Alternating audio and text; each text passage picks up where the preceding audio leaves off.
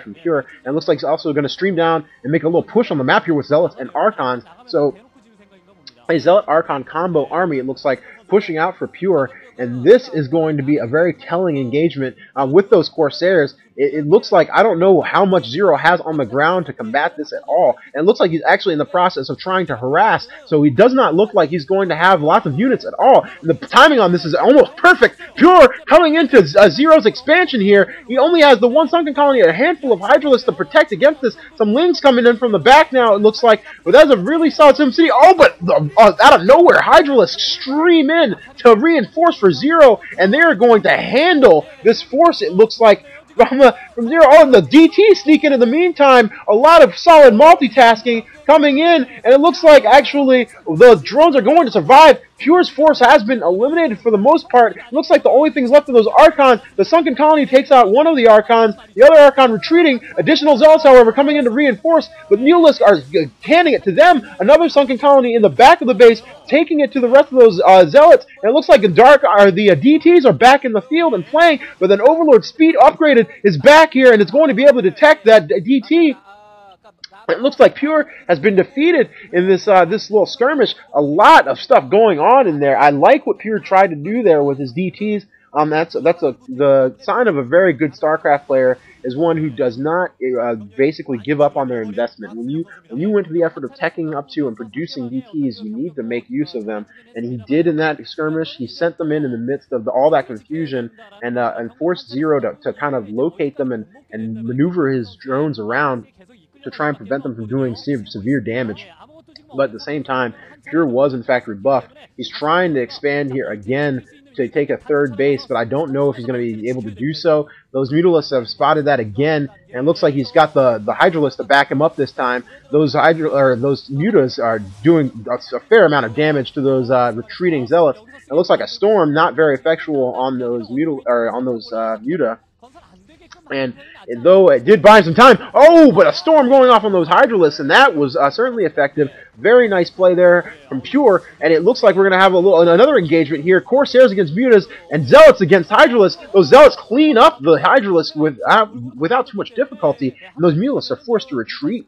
So it looks like Pure is actually in the process of securing that expansion. However, a new flock of Hydralisks are on their way up, and it looks like, because of the fact that Zero does have an economic advantage, he's going to be able to reproduce his army in a much shorter shift without too much danger here from Pure. And that's really the advantage that he secured himself early on when he took that tertiary expansion. It's very difficult, with 5 hatcheries and 3 bases to run off of. He's just going to be able to reinforce his army at will. And I just don't know if Pure is going to be able to survive the continuous onslaught. And it looks like we're going to see another engagement with really, really solid micro. But very nice storms from Pure, eliminating quite a few Hydralisks. At the same time, however, he's dancing those Hydralisks around with great accuracy as Zero. And it looks like morphing some lurkers as well in the middle of the map.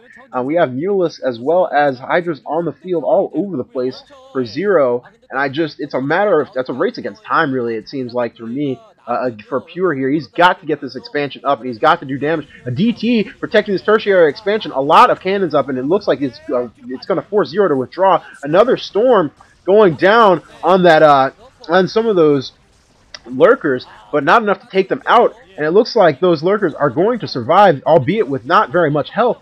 And this Archon is not going to merge. That is not going to happen at all. And it looks like once that those lurkers actually get up, they're going to need to move in.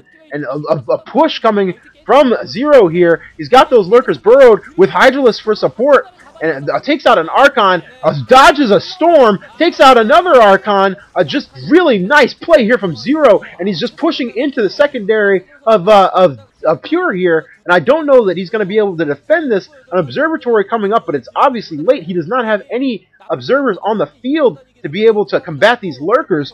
So this is obviously the perfect timing for Zero, and Zero is going to go ahead and take this time now to push to the tertiary base. In the meantime, it looks like Pure is actually streaming Zealots out of his base, possibly in an attempt to counterattack, and we'll see if Zero can fend that off. At the same time, a little bit of a test of his multitasking. At the same time, Zero does see that with his Overlord well positioned. So he scouted this. He knows the fact that Pure is sending forces out of his base. He does take that tertiary nexus down. And I'd have to say that if this attack is repelled by Zero right here, and it looks like, again, with the way that he has laid out his Sim City, that is just a perfect defense. Zero is just well walled in and perfectly prepared for this attack. And I just do not think that Pure is going to be able to do the damage that he needs to do in order to come back into this game. I think that Zero has secured his advantage, and there's just not a whole lot that Zero is going to be able to do to counteract the beatings he's going to receive from this mass Hydralisk build at this point. And just well played on all fronts by Zero to go ahead and secure his advantage and not let it go by making sure that he kills off these expansions. But additional forces are being produced by Pure. He's not out of this game completely yet, but he is in the process of mining out. Those minerals are starting to look a little bit scarce in his main.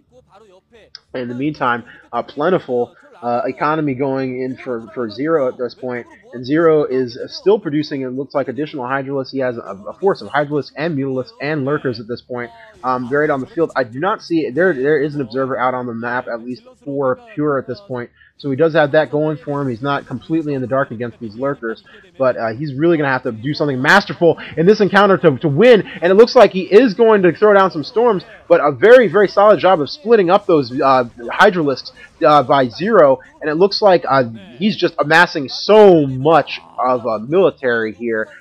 There's no way that Pure is going to be able to deal with all the forces on the ground. Look at that ridiculous army for Zero. I mean, he is just in such a strong position here. I just do not. The next big skirmish that we see is more than likely going to be the last skirmish of this game, because that is just a ridiculous army that Zero has been able to compile. It looks like Pure has managed to secure quite a few more Dragoons. Has gone a little bit more Dragoon heavy to try and get himself some range to counteract those Hydralisks. So here we go. It looks like this is going to be it. This is going to be the engagement. Tons of Lurkers going down right now, and we're going to see if they shred this army the way I anticipate them doing. Hydralisk advancing forward, trying to do some damage as well, and it looks like all those Zealots are gone. Mammoth amounts of Hydralisk pressing forward on the map. Mutalisk in support. Overlords just overseeing the action, making sure that it goes down exactly the way it's supposed to, trying to snipe out those observers. And it looks like, honestly, here that Zero is easily going to be able to demolish this attempt at expanding from Pure. And if were I Pure at this point, looking at this type of a force coming at me, he does not have anything to deal with this at all, and he is removing those headphones. He knows it's over. GG coming from Pure. Zero is your winner. He will be advancing to the round of 8. And Zero just playing like a man possessed recently, just showing you all sorts of strength and prowess in his Zerg play. I'm just extremely impressed, and he becomes yet another Zerg player that's entering this round of 8.